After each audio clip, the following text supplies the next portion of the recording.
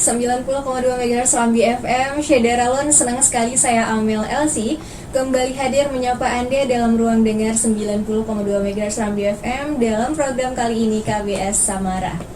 Dan untuk edisi hari Ahad 11 Februari 2024, KBS Samara kali ini kita mengangkat tema tentang kriteria pemimpin pilihan keluarga muslim. Untuk itu kita sudah menghadirkan sosok narasumber yang mumpuni di bidang ini ya. Ada Ustadz Dr. Muhammad Yusran Hadi LCMA selaku Ketua Majelis Intelektual dan Ulama Muda Indonesia atau MIUMI Aceh ya. Dan sekaligus juga dosen Fakultas Syariah dan Hukum UIN Ar-Raniri. Kita sapa dulu. Assalamualaikum Ustaz. Waalaikumsalam warahmatullahi wabarakatuh. Gimana kabarnya Ustaz? Alhamdulillah sehat. Alhamdulillah sehat ya Ustaz ya. Insya Allah selama 1 jam ke depan kita akan membahas tema hari ini ada kriteria pemimpin pilihan keluarga muslim. Untuk Syederalon yang ingin berpartisipasi silakan aja hubungi di layanan interaktif kita di 0811 689020 atau bisa menyimaknya di siaran langsung Facebook Serambi FM Banda Aceh ya. Dan juga bisa menyimaknya di via streaming di www.serambifm.com. Dan ini adalah program kerjasama Radio Serambi FM dan SUA atau Sahabat Wanita dan Anak Aceh. Baik Ustadz, terkait dengan kriteria pemimpin ya, pilihan keluarga muslim. Mungkin sebelum kita membahas terkait dengan kriteria, di mana kriteria ini adalah sebuah penilaian ya Ustadz ya, dan standar yang menjadi pilihan bagi keluarga muslim untuk sosok pemimpin. Boleh Ustadz, mungkin kita awali dengan konsep pemimpin itu bagaimana dan sekaligus dengan opening statement Ustadz. Silakan Ustadz. Bismillahirrahmanirrahim. Assalamualaikum warahmatullahi wabarakatuh. Alhamdulillahirabbil alamin. Wassalatu wassalamu ala asyrafil anbiya'i wal mursalin nabiyina Muhammad wa ala alihi wa sahbihi ajmain. Rabbi ishrah li sadri wa yassir li amri wahlul 'uqdatam min lisani yafqahu qawli. Allahumma 'allimna bima yanfa'una wa anfa'na bima 'allamtana. Saudaralun yang dirahmati Allah Subhanahu wa taala, alhamdulillah kita masih diberi kesehatan, masih diberi umur sehingga kita dapat mengikuti acara ini. Semoga acara ini bermanfaat bagi kita semuanya dalam sharing ilmu dan pemikiran. Saudara Alun dimanapun berada, Islam itu agama yang sempurna. Islam mengatur segala aspek kehidupan, baik itu aspek agama, aspek sosial, politik, tata negara, kepemimpinan, ekonomi, dan sebagai pendidikan dan sebagainya. Jadi semuanya persoalan kehidupan di dunia ini sudah disebutkan dan diatur dalam Al-Quran dan As-Sunnah. Nah, jadi sudah lengkap Islam mengaturnya, ada aturannya yang diberlakukan oleh Allah Subhanahu wa taala kepada hamba-hambanya. Makanya namanya syariat Islam. Dan syariat itu hukum-hukum Allah. Syariat hukum. Ya, jadi syariat Islam itu hukum-hukum Allah yang diberlakukan kepada para hambanya. Nah, jadi kalau kita ingin berbicara masalah tadi sesuai dengan topik yang kita ingin sampaikan, yaitu tentang kepemimpinan, maka itu juga sudah diatur dalam Islam, dalam Al-Quran dan juga dalam Sunnah. Bagaimana ya kriteria-kriteria pemimpin yang baik, yang layak dipilih. Pemimpin bersikap maupun kriteria pemimpin yang kita akan pilih. Jadi itu sudah dijelaskan dalam Al-Quran dan As-Sunnah. Nah, makanya kalau kita berbicara mengenai kepemimpinan ini, kita selaku orang, maka kita wajib merujuk kepada Al-Quran dan As-Sunnah. Kalau kita berbicara mengenai kepemimpinan, kalau kita tidak merujuk kepada Al-Quran dan Sunnah, maka ini sebuah kesalahan yang fatal.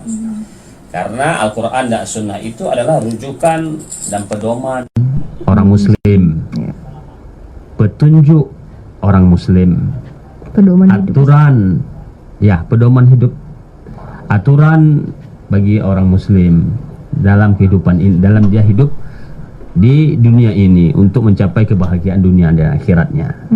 Maka kita harus melihat bagaimana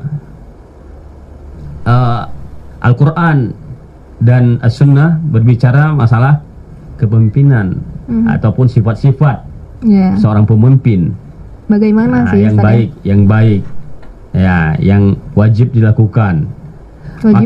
Wajib ada. Maka dalam hal ini kita berarti dalam waktu dekat ini kita akan mengadakan pemilu. Terhitung 3 hari lagi Ustaz. Terhitung 3 hari lagi. Tepatnya pada hari Rabu. Tanggal 14 Februari 2024. Dan sosok pemimpin yang dipilih ini yang memimpin negara Ustaz ya. Iya, maka rakyat Indonesia ini akan memilih pemimpin untuk 5 tahun ke depan. Baik itu waktu yang panjang. Ya, 5 tahun ke depan. Baik itu pemimpin negara yaitu presiden beserta wakilnya, maupun pemimpin sebagai perwakilan rakyat yang akan duduk di parlemen atau dewan.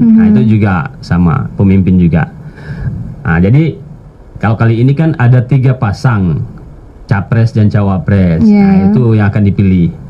Kemudian pemilu kali ini 3 capres, capres beserta cawapresnya masing-masing. Kemudian tentu juga ribuan caleg juga di seluruh Indonesia.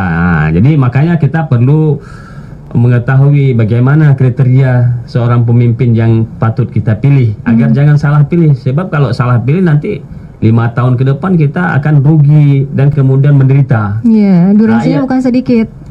Bukan sebentar, 1 hari, seminggu, sebulan. 5 tahun ya, ini 5 tahun akan menderita rakyat kalau salah memilih. Maka harus betul-betul pertimbangkan. Kalau salah beli baju, bisa lah, nggak apa-apa, 1 hari beli lagi yang lain. Besoknya, atau bulan depannya. Ini enggak, ini tunggu lagi pemilu berikutnya. Berarti kalau 5 tahun lagi, 2029 lagi tunggu. Mau tidak mau berarti siap-siap aja menderita, kan gitu. Jadi mau tidak mau gimana, udah salah milih. Jadi harus betul-betul, maka harus betul-betul kita hati-hati dalam memilih pemimpin. Jadi penuh pertimbangan. Jangan asal hawa nafsu, ikut-ikutan, karena selera, karena tadi hawa nafsu juga tadi karena dapat iming-iming materi, jabatan, pangkat, uang, bansos misalnya dan sebagainya. Nah, kemudian atau karena fanatik terhadap satu sosok ataupun keluarga dia ataupun kelompok dia ataupun partai dia. Jadi karena itu, bukan karena sosok orang yang calon pemimpin itu yang dilihat. Malah orang yang di luar itu tapi orang lain karena ada hubungan keluarga. Karena dia keluarga saya maka saya pilih dia. Walaupun dia nggak salat gitu, salah pilih juga kan gitu. Jadi kemudian karena kelompok dia, karena kemudian partai dia, pokoknya saya partai inilah, pokoknya saya harus partai inilah.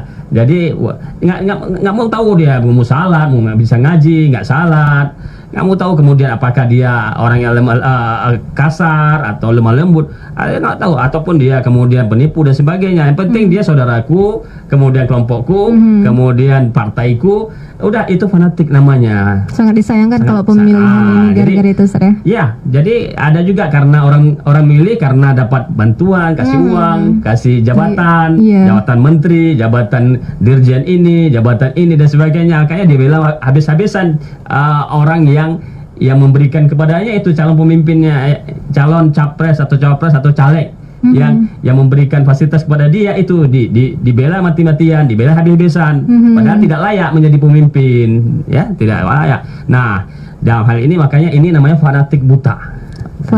Buta. Dan juga tadi hawa nafsu. Jadi dalam hal seperti ini tidak baik. Dalam Islam ini orang-orang seperti ini sama saja memilih pemimpin dalam karung. Dalam karung, kucing dalam karung. Memilih kucing dalam karung. Jadi kalau misalnya pemimpin, dia nggak mau tahu apakah kucing itu baik atau tidak baik, cantik atau tidak cantik. Pokoknya dia loloskan aja lah. Yang penting dia dapat fasilitas tadi, materi dan sebagainya. Ada juga orang kemudian masih bingung gitu. Sebagian orang ada juga yang masih bingung yang mana yang patut kita pilih. Maka perlu kita bicarakan hari ini. Seperti apa sosok pemimpin yang ideal, yang sesuai dengan Islam, karena kita orang Islam. Benar. Nah, itu yang kita harapkan. Oke, baik Ustadz. Menarik sekali ya Syederalun, belum sampai ke poin-poin dari kriteria bagaimana cara kita untuk memilih pemimpin di masa depan menurut pilihan dari keluarga muslim tentunya. Ustadz, memang pemimpin adalah sosok yang memimpin gitu Ustadz ya. Dan dalam hal ini mungkin karena kita sedang menyemarakan gitu ya pemilihan umum di 14 Februari, barangkali ada dari Syederalun yang masih bingung untuk memilih dan mungkin ada poin-poin seperti apa sih Ustadz sosok pemimpin itu yang bisa kita pilih dan tentunya berdasarkan dari syariat Islam sendiri. Boleh Ustadz ada kriterianya seperti apa? Ya, ada beberapa kriteria seorang pemimpin yang ada beberapa kriteria yang bisa kita jadikan sebagai acuan untuk memilih seorang pemimpin. Jadi yang pertama adalah ini kriteria ini adalah kriteria yang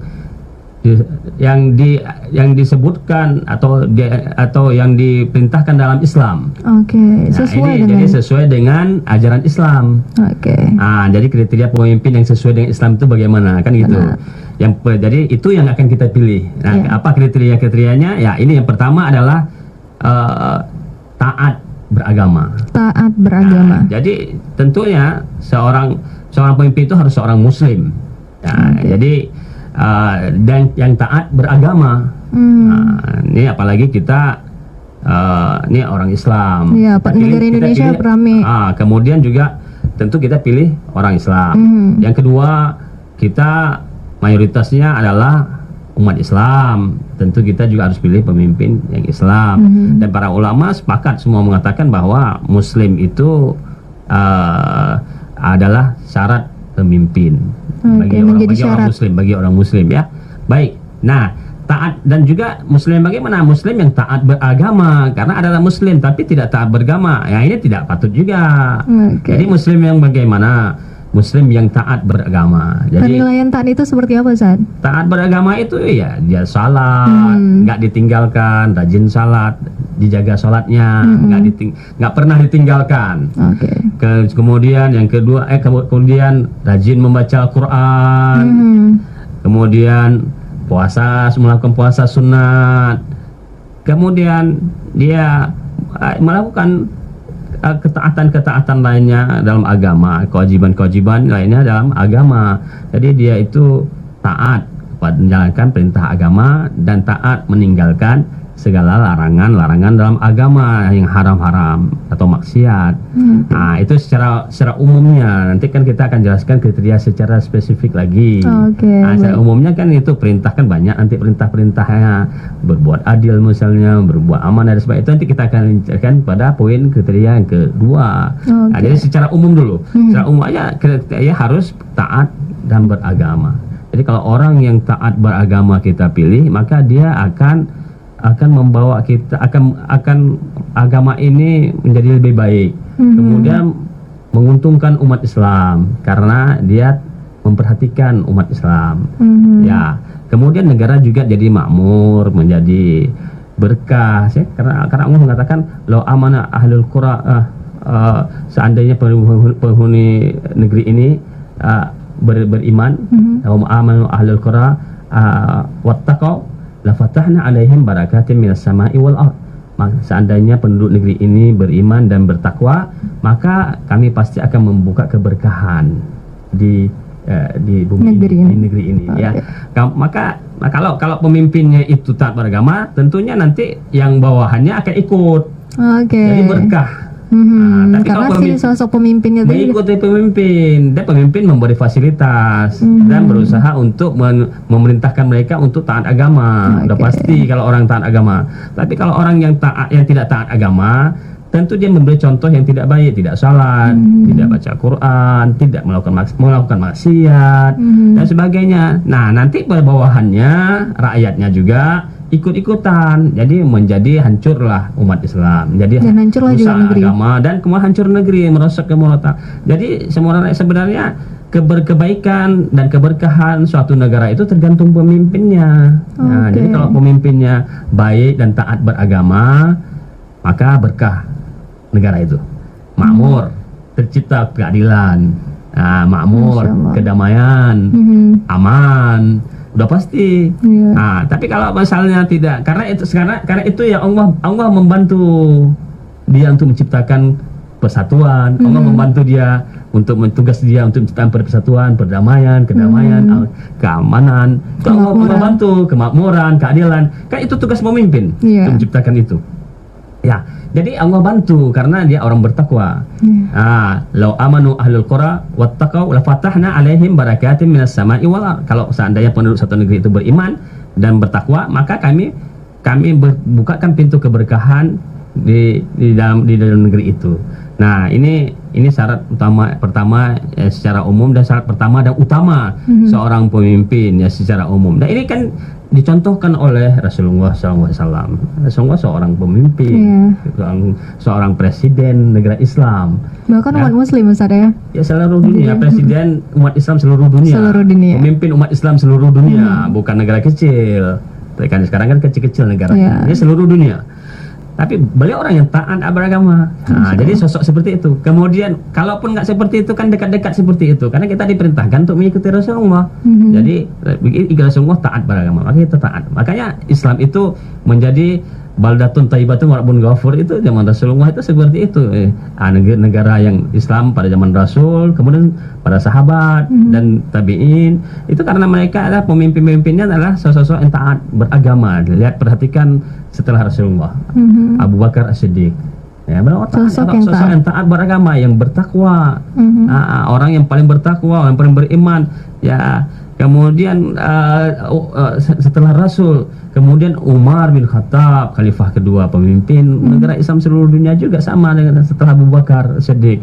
Kemudian Utsman bin Affan, kemudian Ali bin Abi Thalib radhiyallahu anhum. Nah, semuanya ini khulafaur rasyidin ini telah memberikan contoh teladan bagaimana sosok seorang pemimpin yang patut kita pilih seperti mereka. Ya, Rasulullah dan para sahabatnya. Kemudian setelah mereka Muawiyah bin Abi Sufyan, setelah 4 khulafaur rasyidin ini, ini raja yang adil, raja yang kemudian yang taat beragama, Muawiyah bin Abi Sufyan juga sahabat. Kemudian Umar bin Abdul Aziz dan sebagainya, dan yang lainnya. Mereka itu kita contoh lah. Jadi kita lihat sosok mereka itu terpilih. Kenapa umat Islam memilih mereka?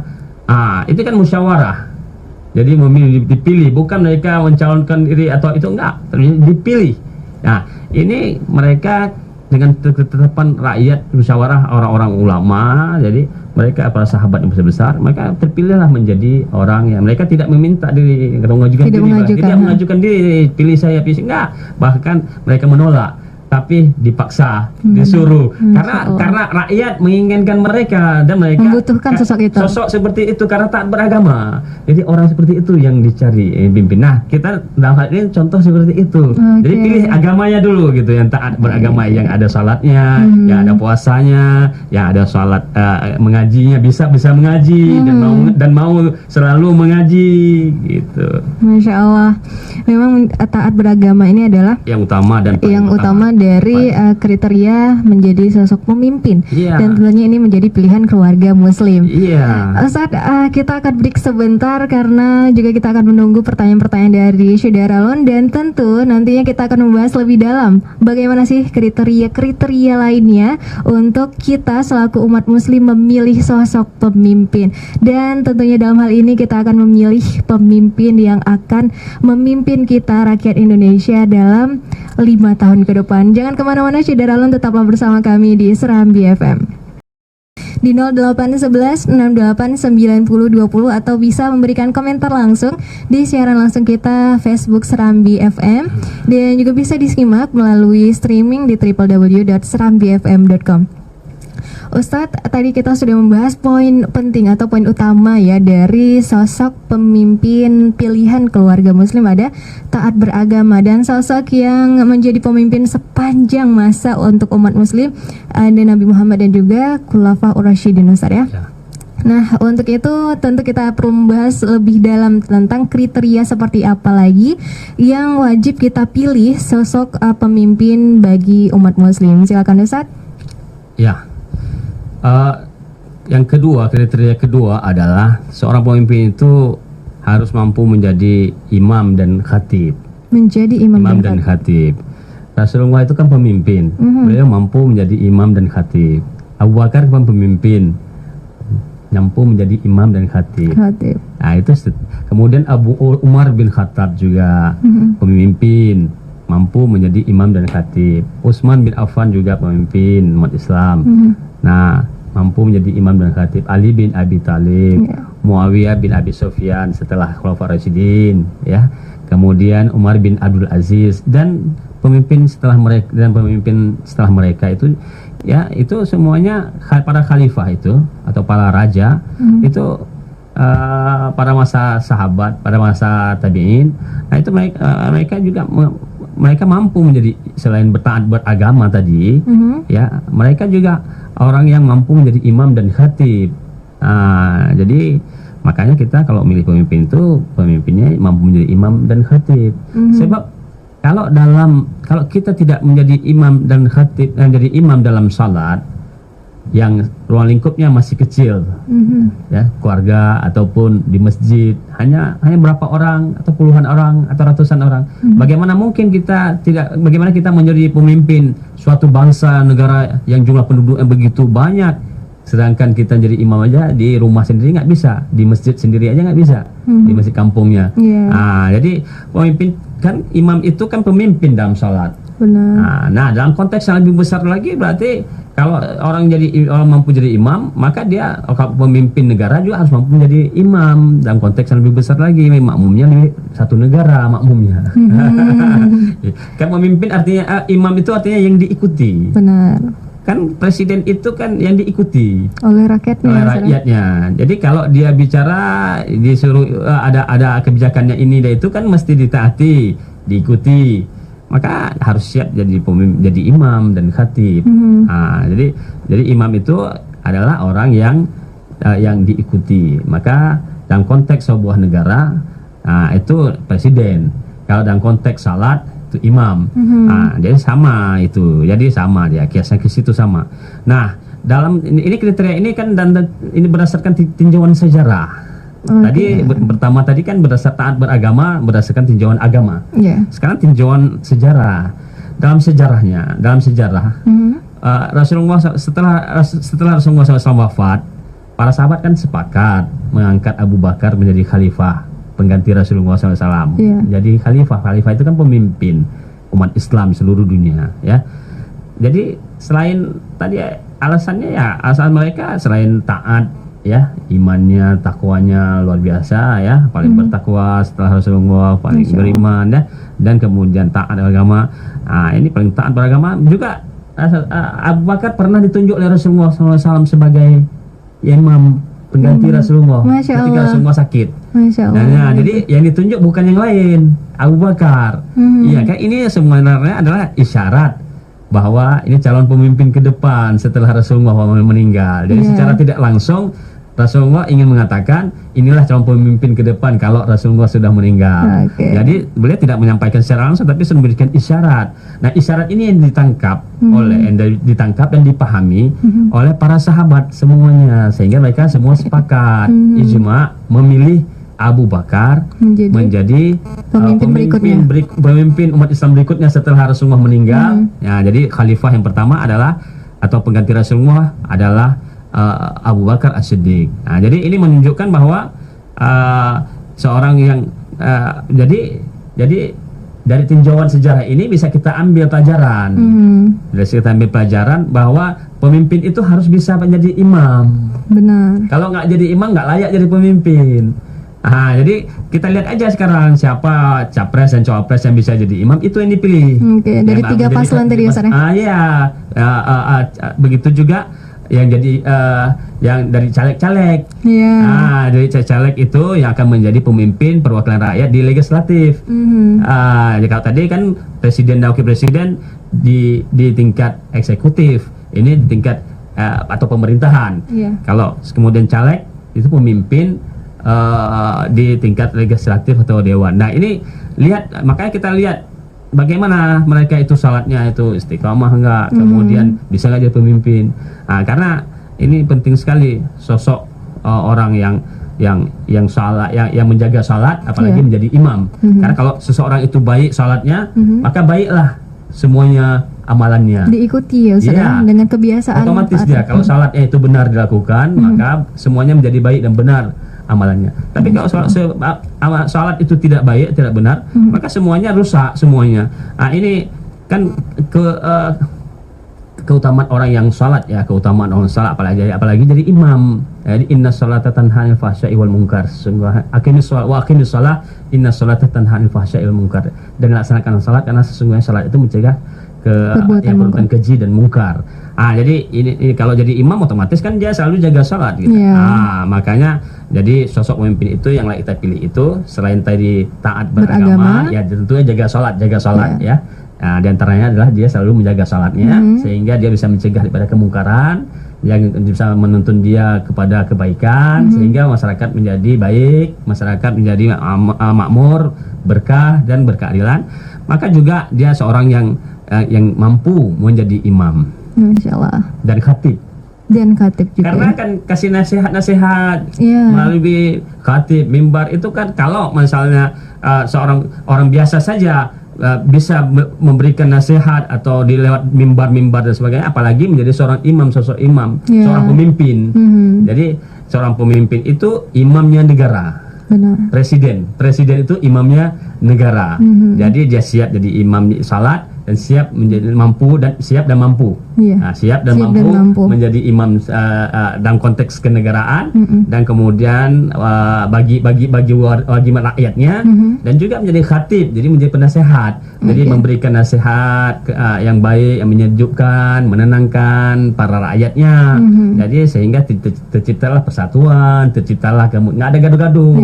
Jadi kalau bicaranya kemudian nggak betul, nggak benar, dusta, bohong, apalagi kemudian plan dan sebagainya, gaduh, negara kacau. Jadilah pertikaian, jadi pertikaian, jadi rusak persatuan. Jadi ini semuanya kembali ke situ tadi. Jadi dia jadi khatib, melalui khatib dan mimbar, melalui khatib lah dia bisa menyampaikan hal tersebut setiap saat. Kalau setiap Jumat itu kesempatan sekali bagi dia untuk menyampaikan kepada umat. Jadi ini pentingnya seorang pemimpin mampu menjadi imam dan menjadi khatib. Siap dan mampu, Ustaz ya. Siap dan mampu. Nah, ini kan dari fakta sejarah tadi saya harus sampaikan, ini kriteria ini berdasarkan dari fakta sejarah tadi bagaimana Abu Bakar dipilih menjadi pemimpin oleh para sahabat semuanya karena pernah ditunjuk jadi imam. Jadi imam kalau dulu itu imam dan khatib itu satu paket. Jadi imam itu ada khatib adalah imam. Iya, dulu itu dari dulu zaman Rasul dan sahabat tabi'in itu semua sampai sekarang di Arab begitu. Sampai sekarang di Arab begitu. Orang imam, khatib jadi imam itu satu masjid. Iya, di masjid itu terus dia. Baik, Ustaz, tadi ada berarti taat beragama, kemudian mampu menjadi imam sekaligus khatib, Ustaz ya. Dalam hal ini sosok pemimpin ini mampu, siap dan juga mampu. Tidak hanya siap tapi harus mampu menyampaikan hal-hal kebaikan melalui proses menjadi khatib ya, Ustaz ya. Kriteria ini apa nih, Ustaz? Yang ketiga kriterianya adalah berdasarkan tinjauan intelektual atau kecerdasan. Jadi seorang pemimpin itu harus cerdas dan berilmu. Jadi kalau pemimpin ini tidak berilmu, tidak cerdas, kosong, Ustaz ya. Iya, nanti jadi rusak ini negara. Jadi rusak negara, hancur jadi negara karena dia tidak mampu untuk memanage negara. Sebab nggak ada ilmu dan nggak cerdas, nanti ditipu-tipu terus sama orang lain. Jadi ada orang lain yang kemudian menyetir dia, mengambil alih diri dia, Ustaz ya. Ngatur dia jadi boneka. Pemimpin ini jadi boneka sehingga di orang lain yang yang orang kafir yang kemudian mengatur-ngatur dia, atau orang-orang yang jahat yang mengatur-ngatur dia. Padahal dia seorang muslim. Jadi ada orang-orang lain yang punya kepentingan untuk mereka Jadi disebabkan karena dia nggak punya ilmu tadi, ilmu tadi sehingga dia mudah ditipu. Kemudian dan dia tadi kalau dengan tidak ada ilmu kan tidak takut kepada Allah, jadi maksiat dia buat terus. Jadi dia korupsi, kemudian untuk kepentingan dia dan kelompoknya dan orang-orang yang menaikkan dia dan sebagainya. Nah, jadi penting sekali ilmu kriteria ini. Nah, ini juga disampaikan Allah SWT dalam Al-Quran. Dan ketika Bani Israel meminta pemimpin untuk berjuang melawan musuh mereka, Allah memilih Talut sebagai pemimpin mereka. Apa kelebihan Talut? Karena kelebihan ilmu dan kekuatan fisik yang dimilikinya. Jadi bukan pemimpin yang kaya yang diinginkan seperti orang Bani Israel. Jadi pengennya yang kaya, yang banyak harta, yang banyak dana, modal. Enggak. Kata Allah SWT berfirman, ya saya bacakan artinya aja. Sesungguhnya Allah telah mengangkat Talut menjadi rajamu, jadi pemimpin. Mereka ini Bani Israel nih menjawab, bagaimana mungkin dia memperoleh kerajaan atau kekuasaan atas kami, sedangkan kami lebih berhak atas kerajaan itu daripadanya, dan dia tidak diberi kekayaan yang banyak. Jadi mereka inginnya pemimpin itu yang kaya, yang banyak uang, banyak modalnya. Nabi mereka menjawab, sesungguhnya Allah telah memilihnya menjadi raja kamu dan memberikannya kepadanya kelebihan ilmu dan fisik. Makanya itu kriteria pemimpin, ilmu dan fisik. Fisiknya kuat, baik. Iya, ini kan Al-Quran yang katakan nih. Fisik yang baik, yang kuat, bukan lemah. Jadi masih segar, masih kuat. Jadi bisa pergi ke sana menengok rakyatnya, bisa kemudian buat melakukan tugas ini, tugas itu, kan gitu. Fisiknya kuat. Apalagi kalau lemah-lemah, sakit-sakit, ini nggak layak jadi pemimpin. Nggak sanggup untuk menjawab masyarakat di pelosok, Ustaz. Apalagi ke pelosok-pelosok, lebih parah lagi. Kan ini kalau jangkauan Indonesia juga terlalu luas, Sabang sampai Merauke. Jadi maka bisa pingsan, bisa sering masuk rumah sakit nanti. Ini kan mengganggu tugas seorang pemimpin, mengganggu negara juga kan. Maka oleh karena itu Al-Quran sudah jelaskan ya bahwa kelebihan ilmu dan fisik itu adalah syarat dari pemimpin. Nah, lihat lagi ini, coba lihat lagi ketika Nabi Yusuf menawarkan dirinya untuk menjadi jabatan menteri di kerajaan Mesir. Beliau menyebutkan kelebihan beliau, yaitu dari sisi amanah dan ilmu. Ilmu lagi. Ini contohnya Al-Quran. Ini Al-Quran yang bilang. Qala ja'alni ala khazainil ardi inni hafizun alim. Dia Yusuf berkata, jadikanlah aku pengelola perbendaharaan negeri Mesir. Sesungguhnya aku adalah orang yang pandai menjaga, yaitu amanah. Ini amanah juga.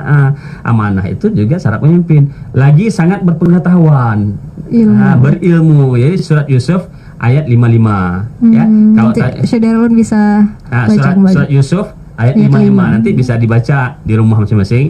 Kalau tadi mengenai kisah Talut karena ilmu dia juga, karena kelebihan dia ilmu, itu surat Al-Baqarah 247. Nanti silakan buka surat Al-Baqarah ayat 247. Jadi ini dua ayat ini menjelaskan bagaimana sifat seorang pemimpin atau kriteria pemimpin yang patut kita pilih, yaitu berilmu.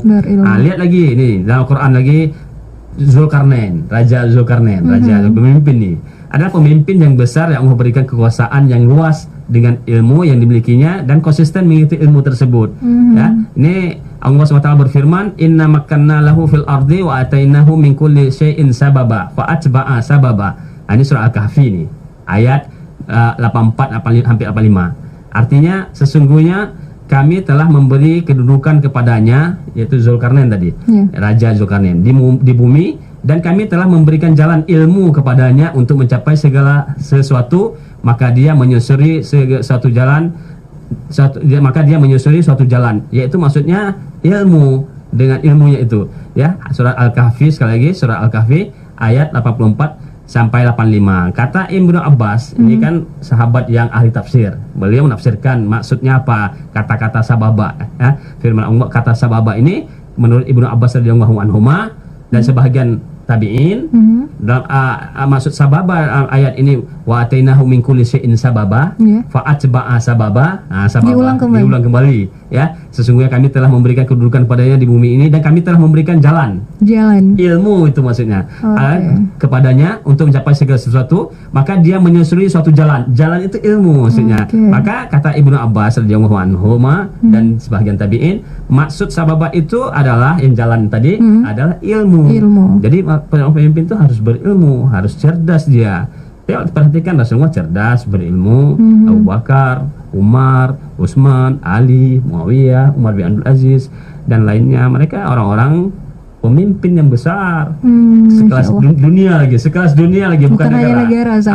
Jadi cerdas, ya, berilmu.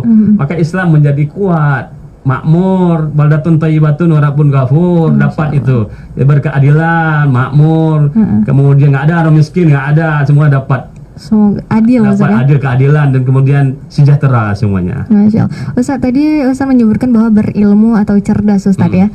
Nah, dalam konteks cerdas ini apakah hanya penuh dengan ilmu saja? Dalam artian sosok pemimpin ini kan udah dikatakan cerdas. Apakah cerdas dalam konteks memiliki materi atau bisa menyampaikan apa yang dikatakan, atau juga ada cerdas dalam lingkup yang lain? Nah, cerdas ya secara umum. Ya, baik ya, spesifik tadi cerdas dalam berpikir, mengambil keputusan, dalam berpikir, dalam mengambil keputusan, cerdas. Berarti jadi dalam semua hal. Brilian dia. Jadi punya ide-ide penuh inspiratif, itu cerdas. Kemudian cerdas juga dia karena berilmu tadi, karena ilmunya. Jadi secara cerdas umum berinteraksi juga, Ustaz ya. Berinteraksi. Termasuk. Iya. Coba bayangkan kalau misalnya kalau seandainya pemimpin ini di negara Indonesia, negara kita ini terpilih pemimpin yang tidak cerdas atau dengan kata lain bodoh, maka ini kan tentu banyak mudaratnya kepada negara dan bangsa dan negara, khususnya juga kepada Islam dan umat Islam. Maka timbullah kekacauan, timbullah kemudian protes sana, protes sini, demo sana, demo sini. Sebab pemimpinnya kan tidak cerdas atau bodoh, makanya timbul ribut-ribut, timbul kemudian. Tapi kalau cerdas, kan nggak ada ribut, karena lebih cerdas lagi rakyat yang dipimpinnya. Karena yang disampaikan tidak sesuai dengan ilmu, bertentangan dengan hati nurani, tidak masuk akal, ya, tidak masuk logika sehat, akal sehat. Nah, jadi kan akhirnya kan jadi pro kontra. Jadi itu aja tiap hari terjadi selama 5 tahun. Demo itu karena tidak cerdas tadi. Makanya Rasulullah SAW mengingatkan, jadi bisa rusak tatanan negara. Makanya Rasulullah SAW pernah bersabda kepada Ka'ab bin Ujrah.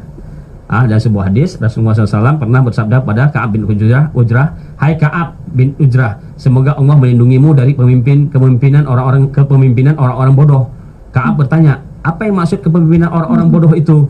Rasulullah SAW bersabda, para pemimpin yang akan datang sesudahku, mereka tidak mengikuti petunjukku dan tidak meniti jalanku.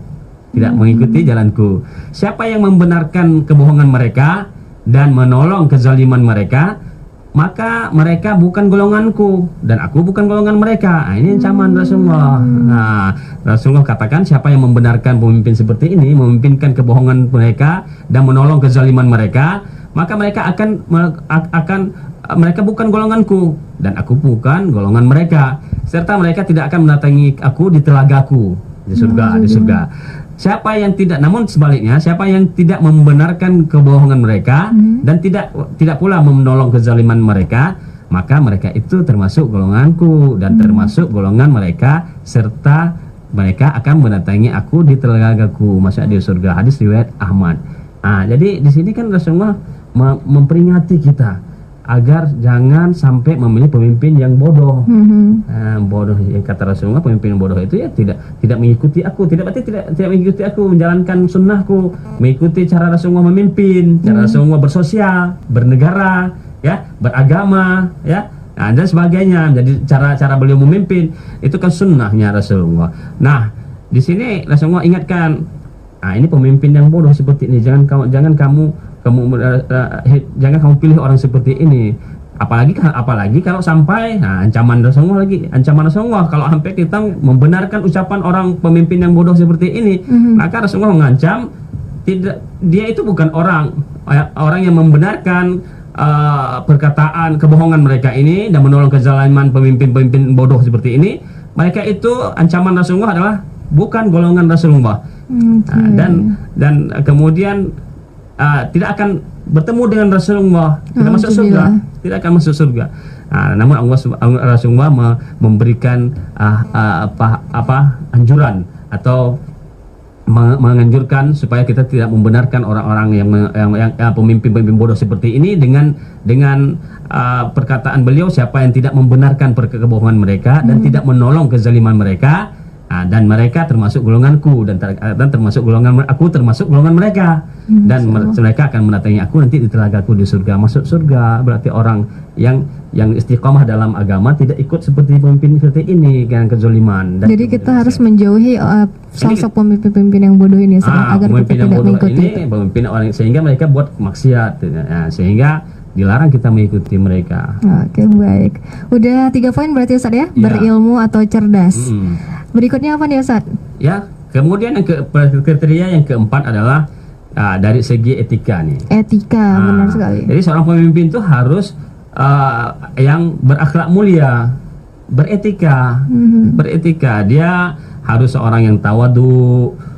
Seorang pemimpin itu tawadu, dia sifatnya itu tawadu atau akhlaknya itu tawadu, ya. Kemudian perilakunya tawadu, ya, rendah hati, ya, tidak sombong, lemah lembut. Kemudian merasakan penderitaan yang dirasakan oleh rakyatnya, ya, dan sangat menginginkan kebaikan kepada mereka. Jadi ini pemimpin seperti ini yang kita pilih. Saya ulangi ya. Jadi yang beretika, ya, pemimpin yang beretika dan atau berakhlak mulia, yaitu yang tawadu, rendah diri, tidak sombong, ya. Kemudian lemah lembut, tidak kasar, tidak temperamental, tidak cepat emosi, marah-marah. Ini nggak layak jadi pemimpin. Jadi perlu kita kaji lagi ya, harus santun, lemah lembut, ya. Kemudian pemimpin itu adalah merasakan penderitaan yang dirasakan oleh rakyatnya. Seperti apa itu, Ustaz? Kalau rakyatnya rakyat masih banyak miskin, berarti dia akan utamakan rakyatnya supaya jangan miskin. Gimana cara untuk menghilangkan kemiskinan? Dia jangan berfoya-foya dengan jabatan dia. Jadi dia harus berpikir seperti apa?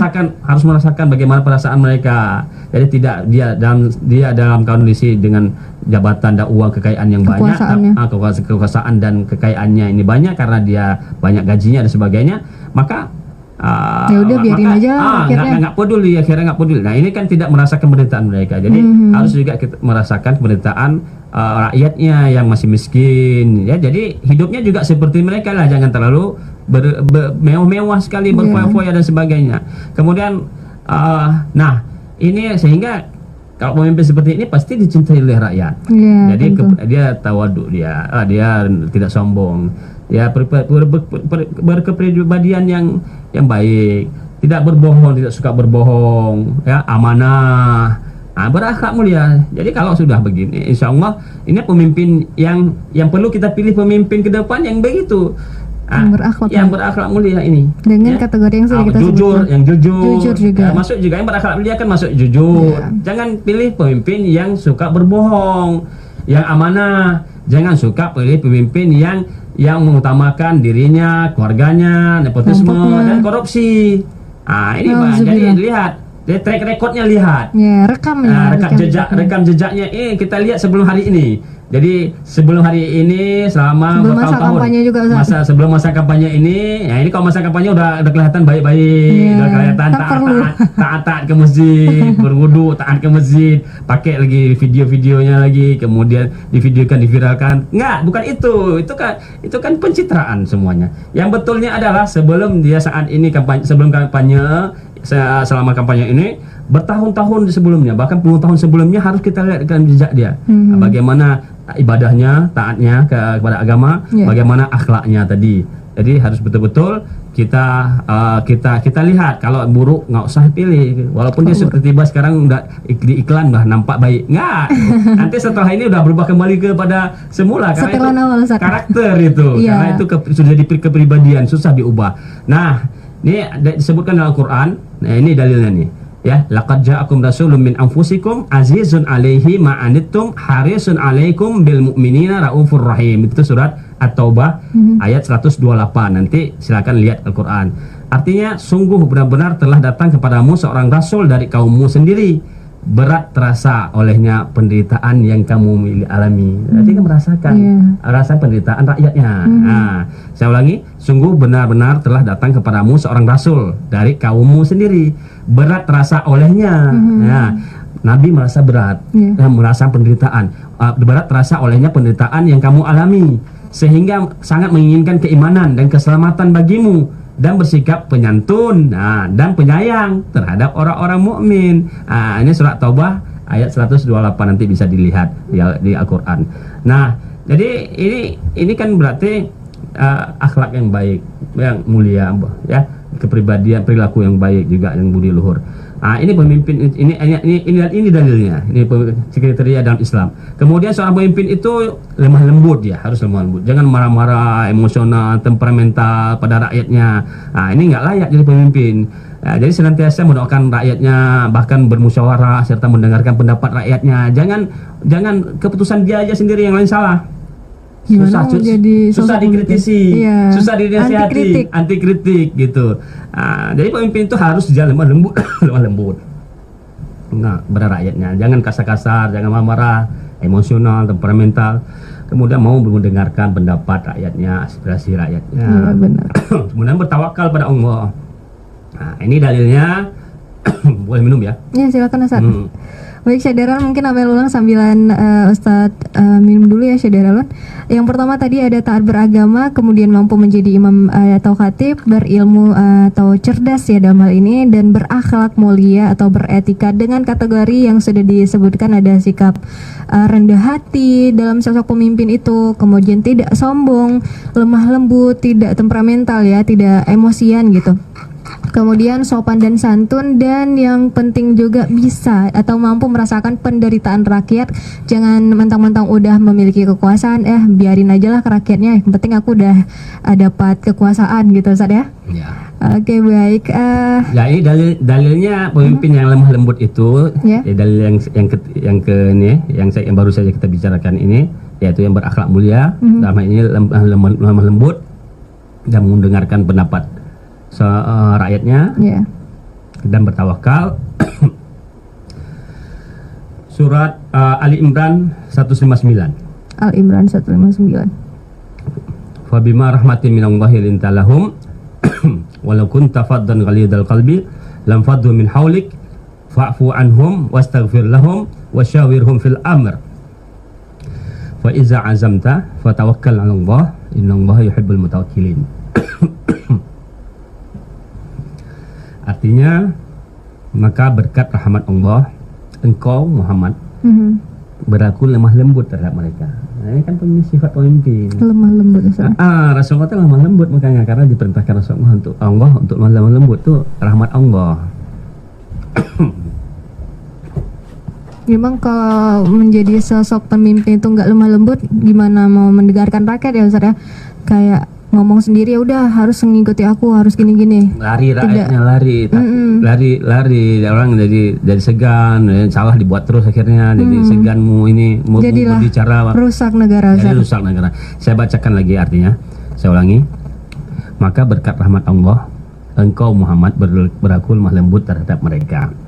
Ini rahmat Allah ya kepada Nabi Muhammad, sehingga Rasulullah berlaku lemah lembut pada mereka. Sekiranya engkau bersikap keras dan berhati kasar, ya emosi, marah-marah, temperamental, ya, tentulah mereka menjauhkan diri dari sekitarmu. Nggak ada yang suka. Nggak ada kita suka orang yang marah-marah, yang temperamental, kasar. Nggak ada yang suka. Makanya Allah katakan, sekiranya engkau Muhammad bersikap keras dan berhati kasar, tentulah mereka, yaitu para sahabat ya, menjauhkan diri dari sekitarmu, umat Islam pada zaman Rasul ya. kenyataannya kan nggak ada gitu. Nah, kenyataannya ada semua lemah lembut. Jadi masuk Islam semuanya tersampaikan apa yang ingin disampaikan diterima kan gitu. Benar. Karena itu makanya mereka dapat petunjuk kan. Kemudian dicintai Rasulullah. Ya, dicintai. Jadi orang lemah lembut itu dicintai ya. Kalau orang marah-marah dibenci sama rakyat ya. Orang temperamental jadi emosional itu dibenci sama rakyat. Karena itu maafkanlah mereka dan mohonkanlah ampunan untuk mereka dan buat musyawarahlah dengan mereka dalam urusan itu. Jadi disuruh dengar, musyawarah, dengar. Jadi kalau ada yang kasih aspirasi, dengarkan. Kasih ide, kasih kritik, dengar, ambil yang baik, yang benar, kan gitu. Dengarkan dulu, kemudian ambil mana yang bisa yang benar, yang bisa yang bermanfaat buat agama, kemudian buat negara, ya diambil itu. Jangan kemudian, makanya dan bermusyawarahlah dengan mereka dalam urusan. Jadi perintah suruh musyawarah. Jangan dihadapi rakyat kemudian dengan kekerasan, tidak mau dengar, kekerasan dan sebagainya. Kemudian apalagi dengan hoax, ya, berita hoax. Kemudian apabila engkau telah membulatkan tekad, maka bertawakallah pada Allah. Sungguh Allah mencintai orang yang bertawakal. Ini Ali Imran ayat 159. Jadi harus kita memilih pemimpin itu karena berdasarkan etika juga, berdasarkan akhlak yang mulia. Jadi memilih pemimpin yang tidak beretika, apalagi sampai menganggap etika itu tidak penting, ini bahaya. Bisa jatuh kepada sikap pengkhianatan kepada Allah dan Rasulnya dan kaum mukminin. Sesuai dengan sabda Rasulullah SAW, siapa yang artinya siapa yang memberi jabatan kepada seseorang, siapa yang memberi jabatan seseorang dari suatu kelompok, sementara di tengah-tengah mereka ada orang yang lebih diridhoi oleh Allah daripada yang dia pekerjakan, maka dia telah mengkhianati Allah, Rasulnya dan kaum mukminin. Hadis riwayat Hakim. Jadi dari hadis ini kita bisa belajar tentang memilih pemimpin, ya. Kita pilih pemimpin yang paling diridhoi oleh Allah dengan melihat rekam jejaknya dalam masalah ibadahnya, yaitu salatnya bagaimana, bagus salatnya, ngajinya juga ada, bagus, salatnya istiqamah, mengajinya istiqamah, disiplin, memiliki intelektual dan integritas, cerdas, sopan, santun, berilmu, berwibawa, jujur, beretika dan sebagainya. Nah, ini adalah pelajaran yang bisa kita ambil daripada hadis semua. Ada orang yang kalau kita tidak mengambil orang yang lebih baik, yang lebih diridhai Allah SWT, kita tinggalkan dalam hadis itu ya, dalam hadis akhir tadi, maka itu mengkhianati Allah tuh. Kita udah tahu dia baik, tapi karena bukan kelompok kita, atau bukan keluarga kita, atau bukan partai kita, karena dia nggak kasih uang sama kita, nggak kasih harta, iming-iming jabatan, iming-iming uang dan sebagainya. Tapi kita memilihnya, padahal tahu dia nggak baik, tapi pilih orang lain yang nggak baik. Tapi karena ada jabatan, iming-iming jabatan dan sebagainya, maka ini telah ataupun karena dia fanatik tadi, karena dia keluarganya, karena dia kelompoknya, karena partainya, maka kalau orang seperti ini kata Rasulullah SAW, berarti telah mengkhianati Allah dan Rasulnya dan kaum mukmin. Oke, baik, Masya Allah. Cukup padat Ustaz ya materi kita hari ini. Dan apalagi memang masa-masa ini adalah masa-masa penentuan kita memilih sosok pemimpin. Dan untuk kali ini kita sudah mencoba diskusi ya Ustaz ya bersama Syed Daralen juga terkait dengan kriteria pemimpin pilihan keluarga muslim. Ustaz, udah ada yang bertanya nih. Ya, silakan. Mungkin satu aja ya Ustaz ya, karena memang kita udah berada di penghujung waktu. Ada dua nih Ustaz. Satu terkait dengan sogokan yang diberikan oleh caleg, apakah itu boleh diterima? Yang kedua, bagaimana cara kita mengatasi teman yang enggan mendengarkan nasihat dia dan juga keras kepala untuk memilih pemimpin negara yang baik sesuai syariat Islam? Silakan Ustaz, mungkin bisa dirangkumkan dua pertanyaan tadi. Ya, inilah makanya jadi sumber masalah ini dalam setiap pemilu. Jadi ada kemudian istilahnya serangan fajar, money politik, ada money politik, ada bansos dan sebagainya. Jadi semuanya ini untuk seperti mirip dengan sogok. Memang mirip sama dengan, boleh dikatakan sudah seperti sogok itu. Jadi supaya harus memilih dia gitu, supaya memilih dia, kasih cara uang, diterima, harus milih dia. Syaratnya harus diterima adalah kalau pilih dia. Ini persoalannya karena tujuannya adalah untuk harus memilih dia, maka ini sama dengan sogok ini kan. Ya, kalau orang ar-rashi wal murtashi finnar, orang yang sogok dan menyogok itu dalam neraka. Nah, jadi kalau hukum sogok kita udah jelas bahwa hukum menyuap atau sogok ya sama, itu adalah haram hukumnya. Yang memberikan sogok dan yang menerima sogok, atau yang memberi suap atau dan yang menerima suap, itu adalah haram berdasarkan kata Rasulullah dalam hadisnya ini. Maka ini tidak ada bedanya, sama. Nah, jadi oleh karena itu lebih baik kita nggak usah aja lah, nggak usah terima, karena nanti kita akan terikat dengan janji kita untuk menerima, untuk memilih dia kan, kecuali kalau dia tidak menjanjikan. Kalau dia katanya tidak menjanjikan, dia bagi aja, bagi baju. Misalnya bagi ini bantuan ini. Ya, kalau tidak ada suatu syarat harus pilih dia, harus ya janji ya, atau harus ya, atau janji. Kalau sudah terima ini harus atau janji pilih saya. Kalau tidak ada syarat seperti itu ya nggak ada masalah. Tapi nanti yang dipilih yang baiknya. Ini ambil hartanya, pemberiannya itu dianggap sebagai sedekah. Niatkan aja sedekah berarti.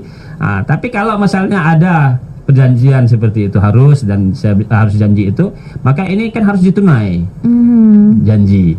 Maka lebih baik tidak usah diterima.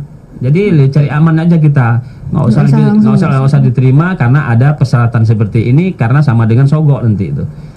Jadi oleh karena itu maka ini keterikat dengan janji harus dipenuhi. Maka jangan tidak lebih baik tidak usah diterima.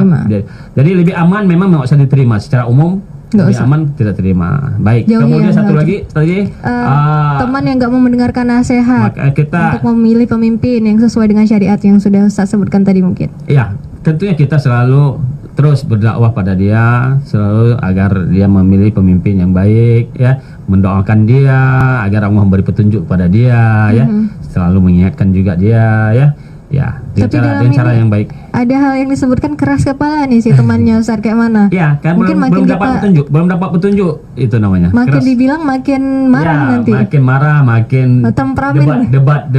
Sengit sekali itu Ustaz. Itulah karena fanatik tadi kan. Kalau fanatik itu menolak kebenaran. Itu dosa hukum orang fanatik. Fanatik itu haram, dosa hukum. Fanatik itu adalah membela seseorang, menolak karena ada kepentingan tertentu, ya tentu yang bertentangan dengan Islam. Atau fanatik itu adalah menolak kebenaran. Nah, jadi setelah diberitahu tapi ditolak, diberitahu nggak mau dengar, keras kepala lah. Nah, ini orang yang fanatik seperti ini tidak mau terima dia kebenaran, tidak mau nasihat, tidak mau terima petunjuk. Haram hukumnya. Rasulullah SAW bersabda, barang siapa yang fanatik terhadap suatu kaum, maka dia kalau matinya mati jahiliyah. Maka ketika dia mati, maka matinya mati jahiliyah. Artinya haram hukumnya. Baik. Oke, semoga terjawab untuk Syederalun yang sudah bertanya tadi ya, yang belum bisa kita bacakan pertanyaannya, insya Allah bisa diberikan pertanyaan di lain waktu, Ustaz ya. Yang terakhir nih. Oke, ada satu lagi, Ustaz ya. Ada satu lagi. Oke, boleh, Ustaz. Ya, kriteria yang kelima terakhir adalah seorang pemimpin itu harus menjadi contoh teladan. Dia berkepribadian yang mempunyai karakter pribadi yang baik dan menjadi contoh teladan. Nah, jadi kepribadian seorang pemimpin itu akan membawa pengaruh kepada orang yang dipimpin. Ya, Umar bin Khattab radhiyallahu anhu berkata, manusia akan mengikuti karakter keagamaan pemimpin mereka. Ya, saya ulangi, Umar bin Khattab radhiyallahu anhu berkata, manusia akan mengikuti karakter keagamaan pemimpin mereka. Maksudnya apa? Kalau pemimpinnya itu rajin salat, maka rakyatnya rajin salat. Nah, itu jadi ikut karakter ya. Jadi teladan. Kalau rakyat pemimpinnya suka buat maksiat, maka rakyatnya juga suka ikut buat maksiat. Kalau pemimpinnya suka buat maksiat, misalnya bohong, maka rakyatnya jadi pembohong juga sering. Pemimpinnya korupsi, maka rakyat korupsi. Pemimpinnya nepotisme, maka rakyat nepotisme. Nah, jadi seperti itu, suka bohong, suka buat zalimi orang lain, maka rakyat juga begitu. Jadi pemimpin itu mengikuti, rakyat itu mengikuti pemimpinnya itu. Jadi contoh teladan pemimpin itu. Kemudian, maka sebaiknya kita memilih pemimpin yang karakternya itu yang baik, karakternya selalu yang berperilaku kepribadian yang baik. yang bisa membangun karakter bangsa, membangun kepribadian anak cucu keturunan kita.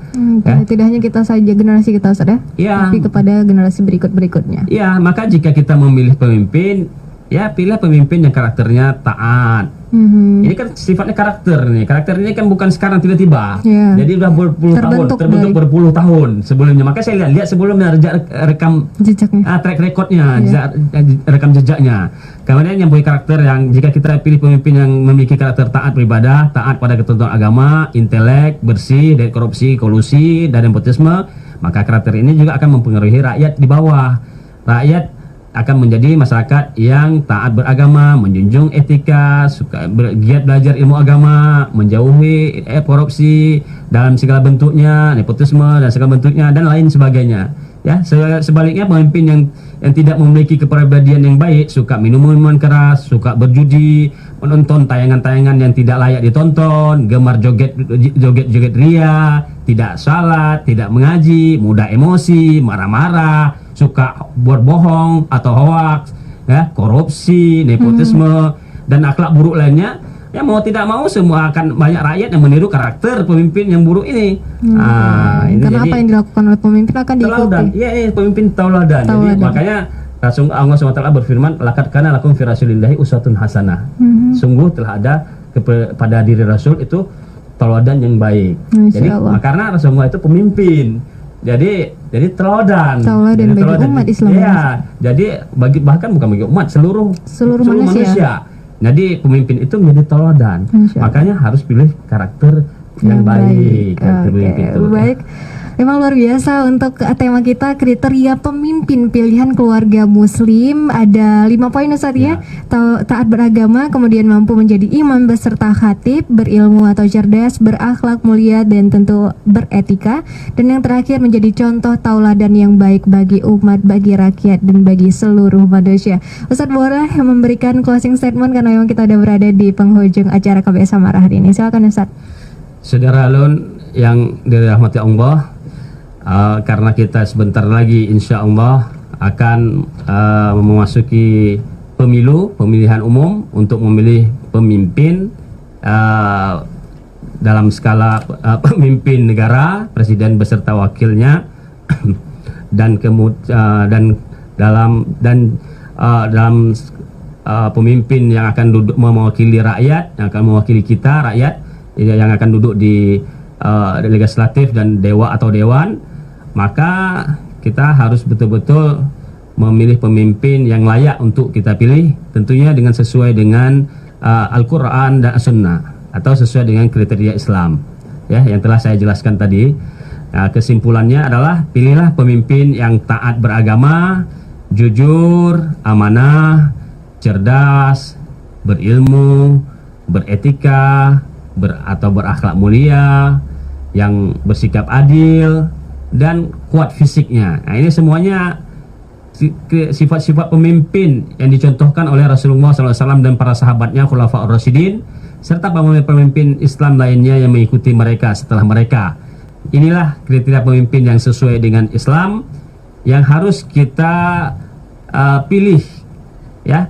Kalaupun tidak 100% hari ini 3 pasangan capres atau cawapres atau caleg yang ada dalam pemilu kali ini 2024 ini seperti Rasulullah, para sahabat, dan para khalifah setelah mereka, ya paling tidak yang mendekati mereka, yang diantara semuanya yang paling mendekati dengan kriteria yang disebutkan dalam Al-Quran dan As-Sunnah dan dicontohkan oleh Nabi SAW dan para sahabatnya, Khulafaur Rasyidin, dan setelah mereka.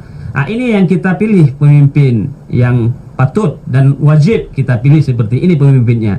Insya Allah rakyat Indonesia akan menjadi lebih baik, ya, bangsa dan negara akan menjadi lebih baik, akan tercipta keadilan, akan tercipta kedamaian, keamanan, akan tercipta persatuan, akan tercipta kemakmuran dan keberkahan.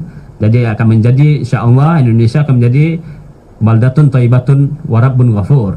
Ingat nih, ya 5 menit kita di bilik suara untuk memilih pemimpin, menentukan keadaan bangsa ke depan. Ini sangat menentukan, ya. 5 menit ini sangat menentukan 5 tahun ke depan. 5 tahun ke depan, ya. Jika salah pilih, maka rakyat Indonesia akan rugi dan menderita selama 5 tahun ke depan. Jadi nggak bisa diganti dengan perjalanan nanti minggu depan ganti presiden atau bulan depan minta ganti demo dan sebagainya. Nggak bisa. Jadi 5 tahun depan, tunggu 5 tahun ke depan baru bisa diganti kalau itu tidak terpilih. Nah, kalau terpilih lagi tambah lagi 5 tahun lagi, berarti 10 tahun, maka menderitalah umat Islam selama ini, menderitalah umat Islam ke depan 5 tahun ke depan. Ya. Namun jika pilihan benar, maka rakyat Indonesia akan hidup bahagia, berkeadilan dan makmur. Dan tentu kita semuanya berharap dan berdoa pada Allah SWT, semoga Allah Subhanahu wa taala memberi petunjuk kepada kita untuk bisa mendapatkan pemimpin yang taat beragama, jujur, amanah, menjaga salatnya, bisa jadi imam dan khatib, cerdas, berilmu, beretika dan berintegritas, serta mempunyai kepribadian yang baik dan menjadi contoh teladan.